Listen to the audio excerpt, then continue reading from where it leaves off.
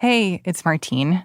Before we start today's show, just a heads up that this is a story about pregnancy with all of its ups and downs, joys, and also some complications and loss. So just take care when and with whom you listen. And thanks. Here's the show. So for people who don't know, tell us what a doula is. A doula is someone who is there to provide information to make sure that you are informed of every decision you make along the way. That is Mimi Bingham speaking with Akilah Johnson, a health reporter for The Post. Mimi is a doula in Houston. She's sitting with Elise Hanlon, one of her clients. She was able to focus on being my support system and holding my hand. I know why you're laughing. And holding my hand. I want to know why Elise was laughing. I want to laugh too. Well... So for me... I provide individualized support. Individualized support. It's customary. Mimi and Elise, as you can probably hear, have developed a pretty strong bond. You know, how they show births on TV, you always have the mom squeezing the dad's hand, and the dad is like in excruciating pain, falling to the floor. I'm opposite. I need pain to be focused somewhere else on me so I don't feel the contractions. So I was asking lovely Mimi to squeeze my hand. I was asking her to squeeze my hand. She was being so delicate with me, and I'm like yelling at her, "You're not squeezing hard enough." I'm telling her to squeeze, and I think she's looking at me like I'm crazy because I needed her to like nearly break my hand. That's how bad I wanted her to squeeze my hand. And she comes down and whispers in my ear so gently, "Want me to punch you in the face?" Okay, but did she punch you in the face? I would never. No, it was just to get the laugh, and it definitely distracted me. It was amazing. And my hand was okay, so we didn't have to worry about any damages. And we were dying. It was so funny, and it was hilarious to see the midwife's face. Because... Despite the humor of this moment, what Elise and Mimi are describing here was something that was actually pretty profound. America is experiencing a worsening maternal health crisis. It's already considered the worst place to give birth among high-income nations. And it's also where Black women are a lot more likely to die from childbirth or suffer serious complications. So the kind of bond that Mimi and Elise have can be life-saving. What women, but Black women in particular, experience when they are pregnant, when they are in labor, and in that postpartum period. And you think about the severe medical complications, but also the fatalities, much of it is preventable. Like the overwhelming majority of it is preventable.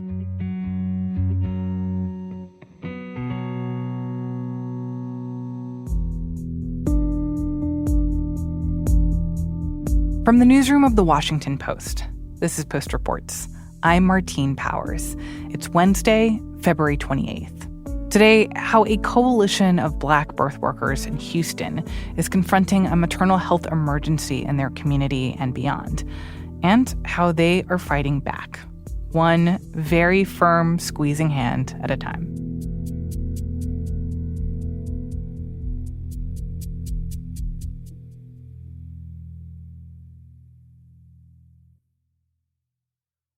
So, Akilah, you went to Texas to connect with a group of Black birth workers, and one of them was Mimi Bingham, who we just heard her voice. Tell me about her, and what did you observe with her and the work that she has been involved with? You know, I think you can hear from Mimi's voice when we just heard. She's got a very soothing presence, a very calming presence. I described her office in her house where she sees a lot of her doula clients as like the relaxation room at a spa, because when you step in her presence, you just immediately kind of feel put at ease, which, you know, is what you want from a doula, that being able to know what people need when they need it to kind of help set the stage and center people to focus on pregnancy, childbirth, but then also postpartum care. What was it like being in her space. I was immediately struck by how open Mimi was. And I said, I want to be a fly on the wall of your life. Yes, flies on the wall. Yes, that's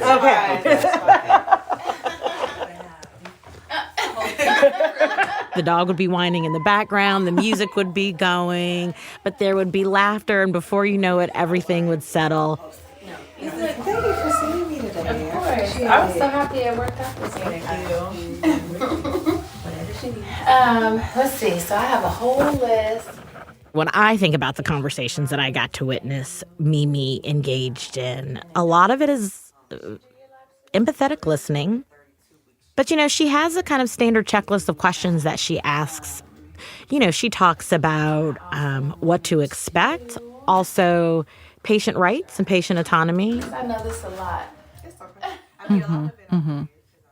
So I want to take a second and back up here and just have you explain, what exactly is it that a doula does? Because a doula isn't a doctor. No. But they're there during the birth. Yes. Explain, what is their job both during pregnancy and during actual labor? So they are non-clinical. So they are a non-clinical birth worker. So if you think back to labor coaches, Lamaze coaches, right? There was a big moment where on TV you would see a Lamaze coach and they're practicing the breathing. The breathing, right? Yeah. Right. I did not witness any heavy breathing while watching Mimi work, but they do practice breathing techniques. They practice labor techniques. So the thing that you'll quite often hear is doulas provide physical, emotional, educational support. They're a guardrail. They're safeguards against bad things happening. Ultimately, they are advocates. So they advocate for patients. They advocate on behalf of families. So they can share their concerns with the family. And then the family has the agency to say, yes, no, I don't want to do this. We should do this. We should move ahead. And so one of the things that Mimi quite often has to remind patients is that they can pause, they can ask questions of their doctor, and they can actually say, no, I'm not comfortable with that. Are there alternative treatments? Is that the only thing? Can we wait and see? Am I okay? Is my baby okay? One of the reasons that people are advocating for there to be more doulas in the maternal health kind of ecosystem is because they decrease instances of unwanted and unnecessary interventions. And I think it's really important to stress the unnecessary part because, Mimi is very clear-eyed when she says when the situations call for these interventions, when they are necessary, by all means, you better move heaven and earth to make it happen. And she says you got to fight for them when you need them, even as you're fighting sometimes to keep them at bay and keep them away. So tell me a little bit about the story of how Mimi got into this work. And I understand that part of that is from her own experience in childbirth. It is. I never wanted a mom to experience or feel what I had felt. It was just terrible, a lonely feeling. So it's April 2005. I didn't really have the best prenatal care because I wasn't stable. At one point, when I was 7 months pregnant, I didn't feel right. It wasn't like a big gush or anything, but it was definitely leaking. Now she knows she was leaking amniotic fluid.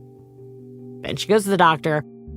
And they noticed that my placenta was abrupting.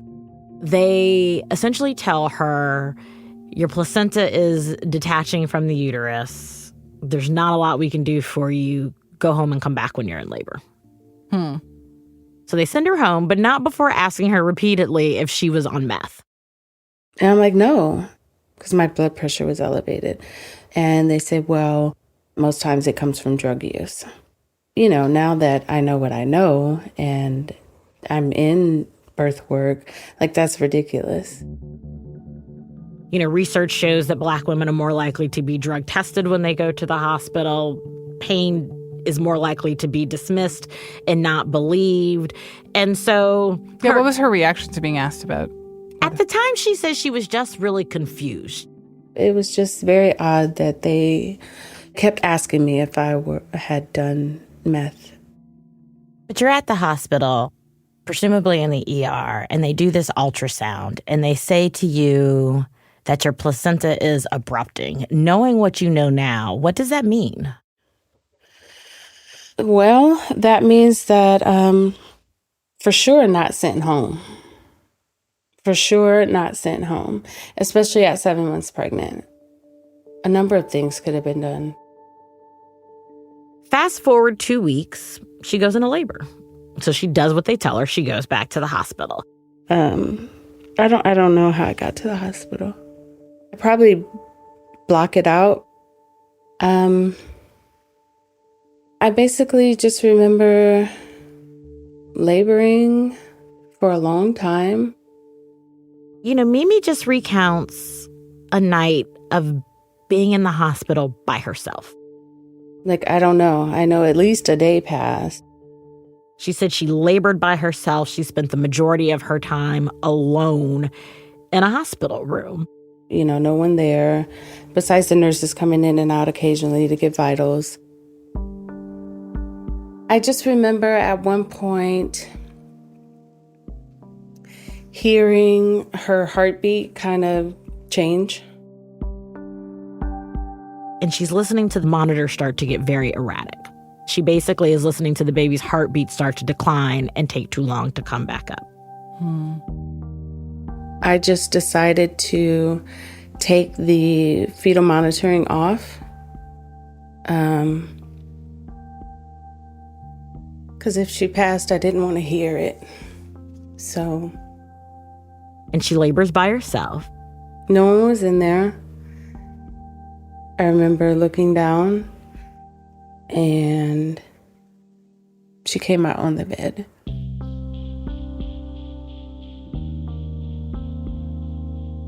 You know, I don't know if it's because I wanted to see it or if it's because I want to remember this way. I don't know, but I saw her breathing or trying to. And I just remember sitting up and just looking and crying very loudly. I didn't know what to do.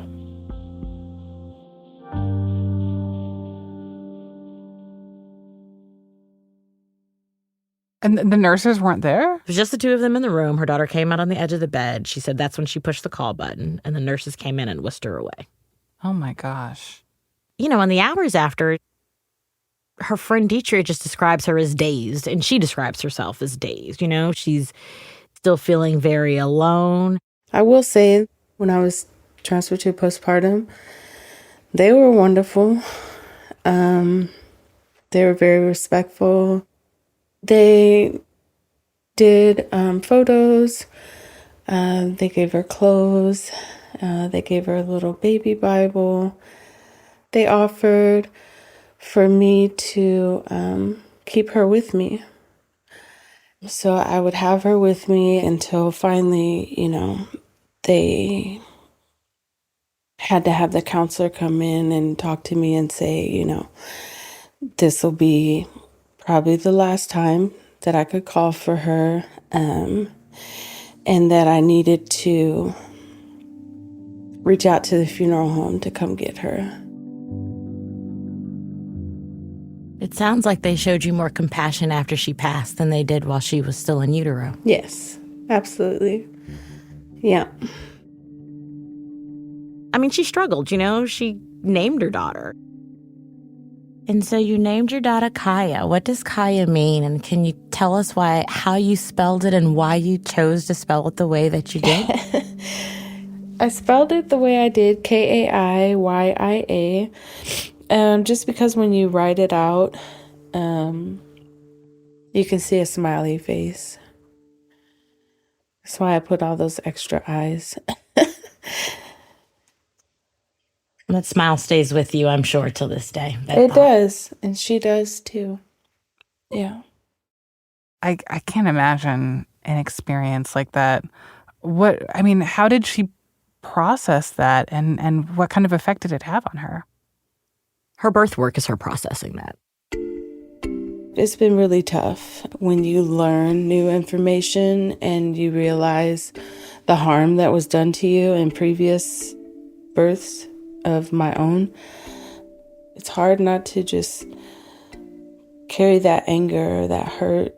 And so I try to just turn it into a positive by advocating and being there for moms now, being the person that provides information that I feel like I was never provided.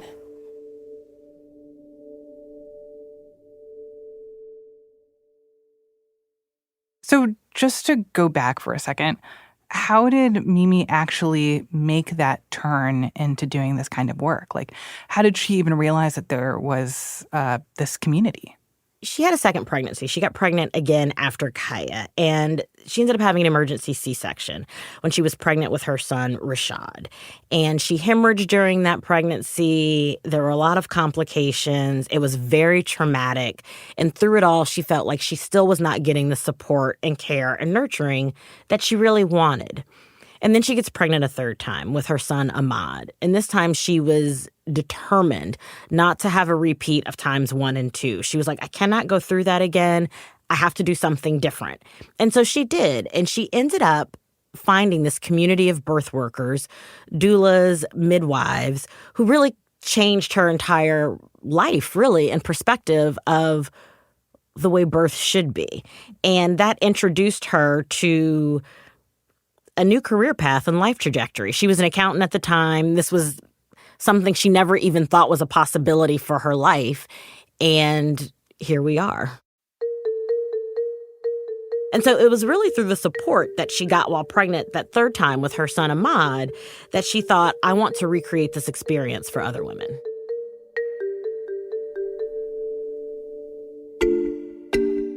Coming up, more on the challenges of giving birth in America and what Mimi and others have learned about how to reduce the harms.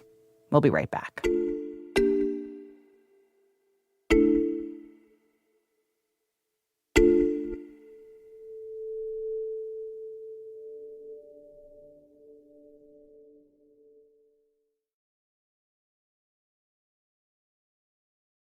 So, Akilah, how much do you think that Mimi's experiences in childbirth reflect what other women experience, and in particular, what Black women experience? Her experience is not an outlier for a lot of Black women. Listening to her describe it, it's not a gratuitous telling. Like, we're not just asking folks to sit through horrific experiences for kicks. The story really aligns with a lot of what the research tells us that Black women and Black people experience when they're giving birth, from being more likely to be drug tested when they go to hospitals, the sense of isolation, the sense of dismissal, the sense of disrespect, but also the tragic outcomes and the complications. Black women are more likely to experience preterm births. They're more likely to experience stillbirths. They're more likely to experience grave complications. Mimi has experienced all of those things, and so have many of her clients. I also want to ask about what your reporting has shown around Texas in particular, where Mimi is living and working, and how the maternal health problems that we see around the country are particularly acute in Texas. You know, so the report that the state put out in December 2022 shows that Black women in Texas are twice as likely to die as their white peers. They are 4 times as likely to die as their Latinx peers. And those disparities carry over when we think of grave medical complications. You know, the report showed that 90% of pregnancy-related deaths in the state of Texas are preventable.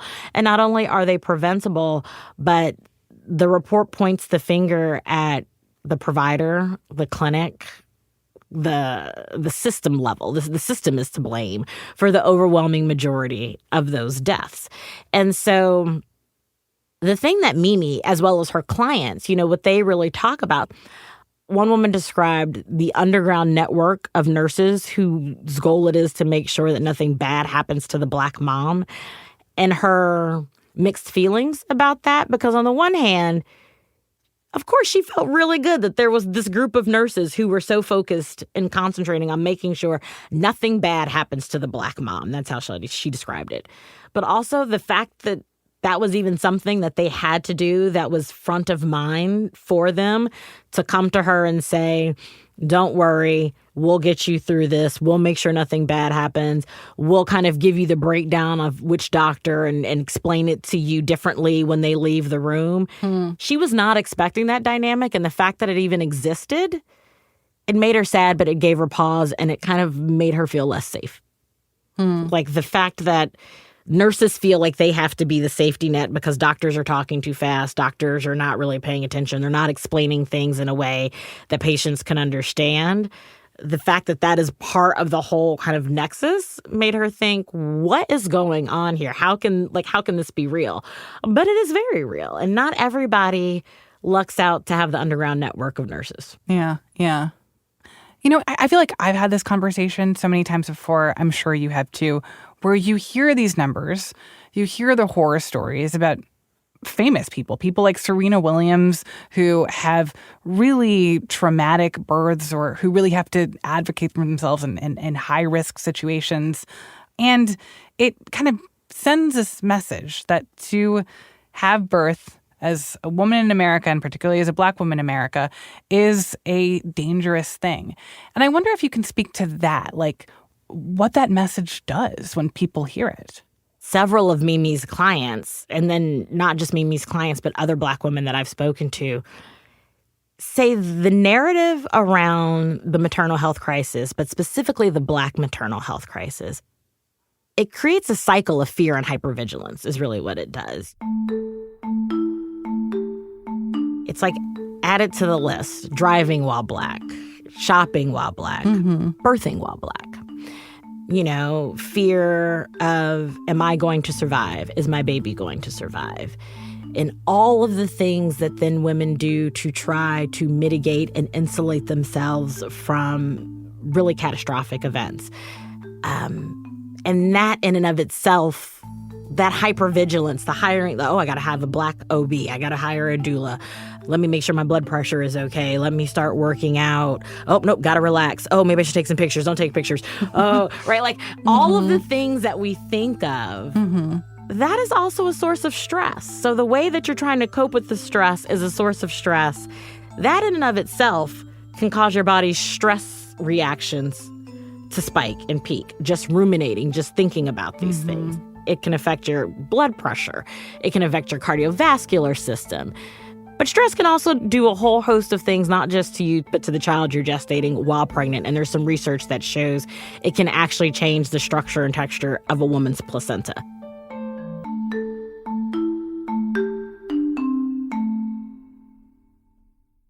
So given all that, the very real risks, but also the potentially damaging effects of like thinking about those risks and ruminating on the horror stories that you've heard from other people, what are the solutions? Like, what are the steps that people can take, and especially Black families, to mitigate that risk or to find a better way? You know, it's interesting. There are a few things you can do because, number one, when we think about the Black maternal health crisis, you have to think about the system, right? We've said it's preventable. So, you know, a lot of researchers say even just the way we talk about the Black maternal health crisis, instead of talking about the brokenness of Black bodies, for lack of a better explanation, talk about the system. Because quite often, you know, when we talk it's not you, it's not your body that is the reason why you're having these like disparate effects and horrible birth experiences. Right. It's a system. It's a system. So one of the things that comes with having a doula is also this knowing that like your body isn't, like, you're not defective because you have high blood pressure. There's a whole host of things that could be contributing to this high blood pressure. But give yourself some grace, find some joy. But you can't be stressed out, ruminating, thinking about these things all the time, or your blood pressure is always going to be through the roof. You're always kind of going to be primed and in a defensive crouch. So that's the first thing. This is a systemic level issue, but it also manifests like one person at a time. And so, you know, if you think about what doulas say, know what the risk factors are for common conditions. Swollen feet, swollen face, swollen hands. Yes, swollen feet, swollen hands, they come with the territory of being pregnant, but they can also be indicators that something is really going on that should be checked out immediately.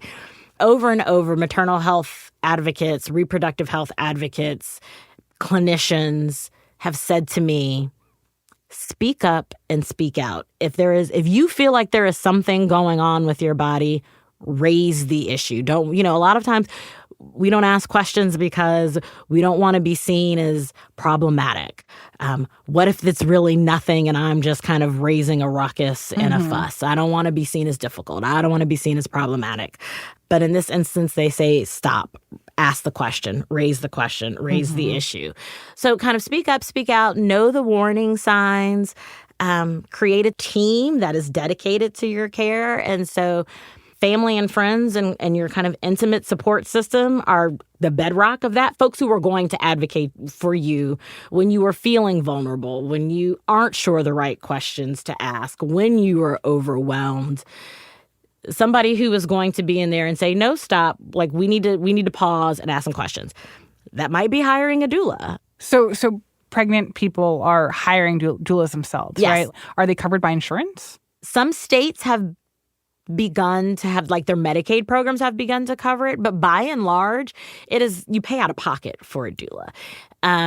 They're not covered by most insurances, and even the doulas themselves kind of worry about the whole administrative apparatus that they would need to set up to be able to bill for insurance, to be able to bill Medicaid, because they are usually independent contractors, kind of mom and pop shops. And so, yeah, you hire them and you bring them with you. I mean, that seems like a great option and solution for people. But as you say, people are generally paying out of pocket for these doulas. They're not cheap. And also, are they even available or are there enough doulas? Are there particularly enough Black doulas for Black pregnant people to actually have some meaningful effect on this problem? So the answer is no, there are not enough doulas. Research shows doulas only attend about 6% of births in the U.S. And, in speaking with folks, the overwhelming majority of the doulas and the births that they attend are not for people of color. It was a very white space when the doulas and the doula movement kind of first started. And it is growing. There's a kind of community doula movement, and there's a big push to grow the network of doulas, particularly doulas of color, Black doulas, Latinx doulas, Indigenous doulas, folks who come from the communities that they are serving. So there is this huge need. The federal government is shelling out grant money to try to, increase the workforce. States are doing that as well. States are now trying to say, oh, we know there's an access problem, so let's have Medicaid. Medicaid covers 40% of births in the U.S., so why not extend Medicaid coverage to doula care?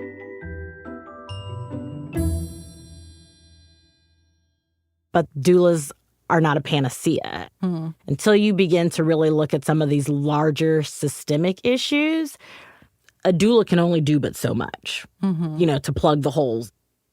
So coming back to Mimi, now that she has built this business around helping other women avoid the experiences that she had, what has that been like for her, being on the other side of this? For Mimi, being on the other side of this has made her realize she needs to be more hands-on. She loved being a doula. She was overwhelmed by being a doula. It was a very stressful period for me. Just naturally, as a birth worker, sometimes it could be hard to not only set the boundaries, but stick to them because you just want to help, but there's only so much one person can do. Part of the experience of being overwhelmed when it comes to not just hospital births, but some of the experiences that her clients have had and why they're so emotional is that she has felt that she has not been able to give them the experience that they want. And she wants to be more hands-on. She wants more control so that she can direct the care that women and pregnant people are receiving, not just at the moment of birth, but throughout their prenatal experience and postpartum experience, because she has had to intervene and reassure some clients through some traumatic experiences there. So for her, the next step is to become a midwife, which is separate from a doula. They can quite often be conflated. The midwife is licensed. They have gone to school. They are clinical. And so she has decided she needs to transition from being a non-clinical birth worker to being a clinical birth worker so she can be more hands-on and more in control of the care that pregnant people receive throughout their birthing experience. And once I experienced all of that hands-on, and I was like, I could do this, and I want to do this. Like, it felt good.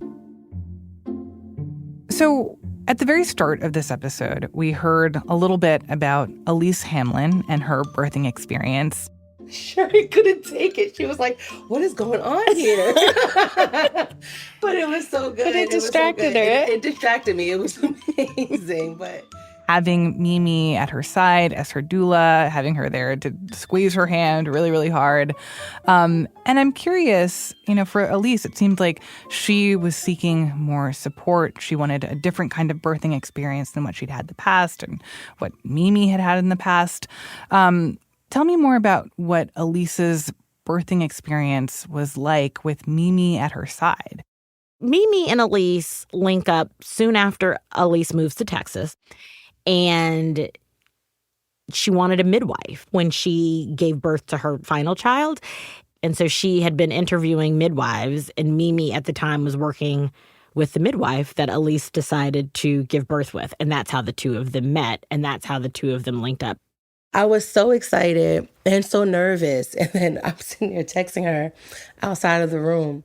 And she was like, she didn't text me back. She just yelled, come in. Yeah.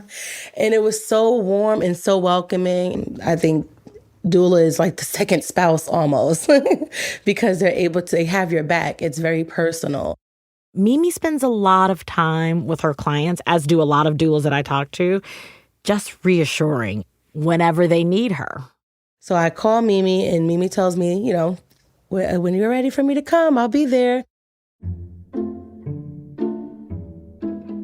I'm sitting down and my water broke, and I'm like excited, but then scared and grossed out. Like, is this really happening?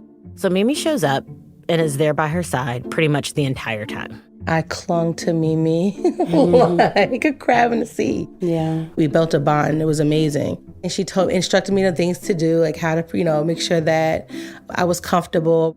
And she just describes, laughing and then walking around her apartment complex because she didn't give birth quickly. It wasn't like an hour type of a situation. So I put out the ball. I had my birth playlist ready. Everything from Erykah Badu and Jill Scott. But bouncing on the exercise ball, she just remembers a very communal experience. I danced around. I caught my family. A very relaxing experience, but also feeling empowered. So did you give birth in a tub or in the bed? We didn't make it to the tub. My beautiful friend here. And after a long weekend of labor, Elise finally gives birth to a healthy baby girl.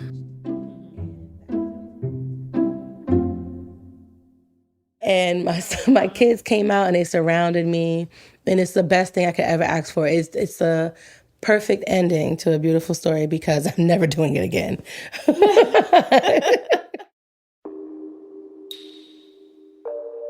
And I think that is the biggest thing for her, is that she felt empowered in that experience, as opposed to the two experiences where she had given birth in a hospital and she did not feel like she had a lot of agency in those situations. Elise was so inspired by her experience with Mimi that she herself is now like, I want to become a birth worker. I want to help other women have this experience. I want to grow this type of bond with other people because she sees the need. She knows the shortage, and she wants to help fill that gap. It inspires me because this is what I want to be able to give back to other women. So for me, having Black women understand that this is a natural experience, that they should be empowered by taking control of their birth, that's what's important to me when it comes down to this community. So if we would have had the information, or when you realize what you know now, how the outcome could have been for you, the other possibilities that were there, It's kind of like it's a no-brainer. This is what's better. This is what's best for us in our health and our safety.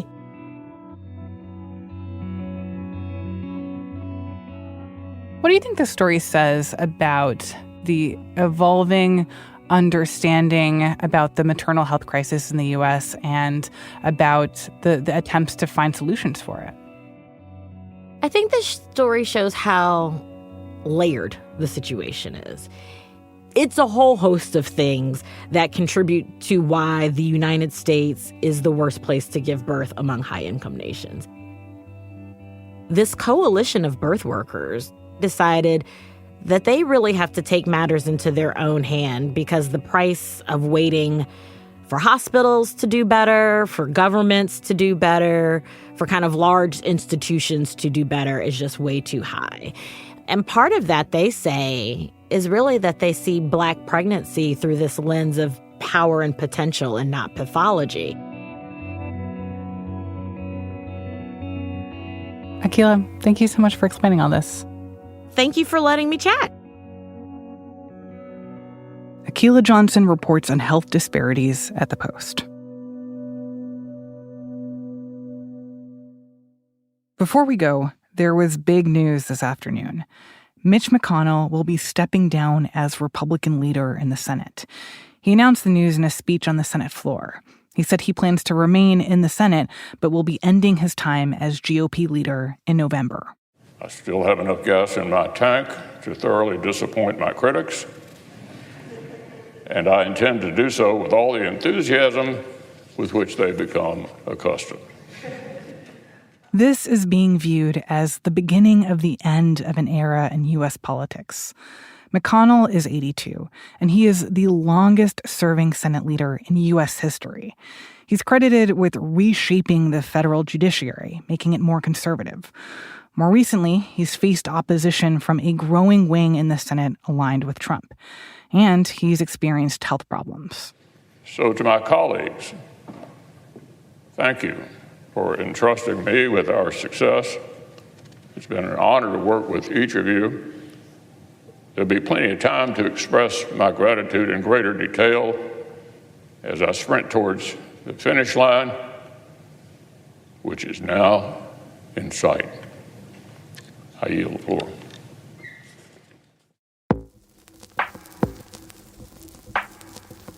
That's it for Post Reports. Today's episode was produced by Alana Gordon and Taylor White. It was mixed by Sean Carter and edited by Monica Campbell with help from Rena Flores and Stephen Smith. Thank you to Elahe Azadi and Dominic Walsh. I'm Martine Powers. We'll be back tomorrow with more stories from the Washington Post.